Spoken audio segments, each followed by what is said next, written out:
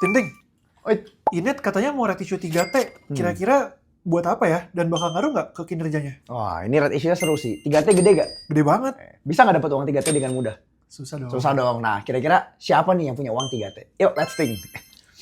Kemarin baru aja Inet keluarin penyampaian prospektus 23 Desember. Harga saham langsung naik banyak tuh kemarin. Isi prospektusnya apa? Coba kita lihat nih. Nah, di sini dia bilang nih, dia mau keluarin satu saham kurang lebih 57% saham baru. Mungkin rasionya itu sekitar 3:4. Harga pelaksana 250. Sekarang harga saham Inet berapa? Udah naik tinggi kan? Itu dia. Sekarang harganya 795. Jadi jauh dibandingkan harga red issue-nya. Terus itu harus ditembus atau enggak? Nah ini dia, kalau red issue itu tergantung sebagai pemegang sahamnya. Kalau mau tebus, dia nggak kedilusi kepemilikannya. Tapi kalau dia nggak ikutan tebus, porsinya bakal kedilusi. Wah, sayang banget dong. Terus kalau misalkan nggak ditembus, apa barangnya nggak laku? Nah itu dia, kalau red issue yang bagus, logikanya pasti mau tebus dong. Mau. Nah, kita coba cek ownernya ini mau tebus nggak? Coba kita lihat bareng-bareng. Kalau kita lihat nih ya, ada yang namanya pembeli siaga. PT Abadi Kreasi Unggul Nusantara, selaku pemegang saham pengendali. Ini PSP-nya nih. Oh, ini bosnya ya? Bos besarnya menyatakan kesediaannya untuk menjadi pembeli siaga. Jadi kalau misalnya ada orang yang nggak mau tebus, ditebus semua sama dia bos. Ini struktur kepemilikan saham si Inet sebelum adanya red issue. Kalau setelah red issue dan asumsi semuanya tebus,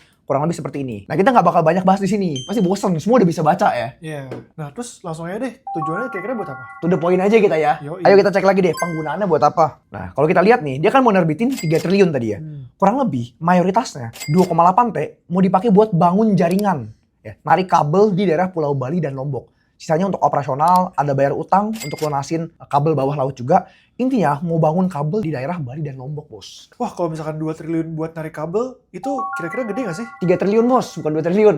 3 triliun ya? Nah, jadi sebagai gambaran ya, tentu disclaimer, ini angkanya kasar karena memang unit economics-nya belum clear. Let's say misalnya ya, 3 triliun buat narik kabel. Kalau memang untuk narik satu kabel per rumah aja, ini angka kasar ya. Misalnya perlu katakanlah 1 sampai 1,5 juta.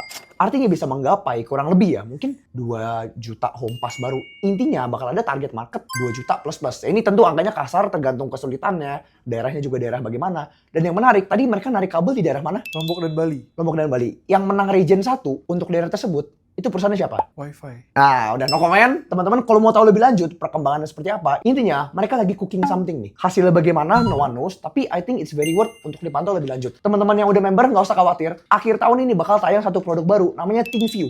Itu bakal ada pembahasan mengenai Wi-Fi dan sektornya lebih detail. Ditunggu aja tayang. Dan untuk teman-teman yang belum member, jangan pelit-pelit untuk investasi ilmu. Subscribe link biar nggak pusing. Bye-bye.